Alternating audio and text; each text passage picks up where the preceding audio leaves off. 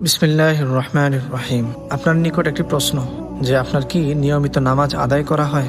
যদি আদায় করা হয় তাহলে আপনার চেয়ে সৌভাগ্যবান আর কোনো ব্যক্তি নেই। আর যদি আপনার উত্তর হয় যে না, নিয়মিত নামাজ আদায় করা হয় না, তাহলে আপনার জন্য এর চেয়ে আফসোসের বিষয় আর কিছুই হতে পারে না। আপনি যদি কোনো কাজের জন্য বা ব্যক্তিগত উদ্দেশ্য হাসিলের জন্য নামাজ বাদ দিয়ে দেন, তাহলে আপনি ওই কাজে কখনোই সফল হতে পারবেন না। আর যদি আপনি সফল হয়েও যান কোনোভাবে, তাহলে সেই কাজ আপনাকে স্যাটিসফাই করতে পারবে না। আর কোনোভাবে যদি স্যাটিসফাই হয়েও যান, তাহলে পরবর্তীতে যতটুকু না সফল হয়েছেন তার চেয়ে বেশি ক্ষতির শিকার হবেন। আর যদি আপনি কোনো মা বোন হয়ে থাকেন, ঘরের কাজের কারণে নামাজ বাদ দিয়ে থাকেন, তাহলে আপনি সারা দিন পার করে ফেলবেন, কিন্তু আপনার কাজ শেষ হবে না। আর কোনো ব্যক্তি যদি স্ত্রী সন্তানদের জন্য নামাজ বাদ দেয়, তাহলে আল্লাহ তাআলা ওই স্ত্রীর মধ্যে, ওই সন্তানের মধ্যে স্বামীর জন্য এবং পিতার জন্য যেই সম্মান রয়েছে, রেসপেক্ট রয়েছে, সেটা আল্লাহ তাআলা আস্তে আস্তে ছিনিয়ে নেন।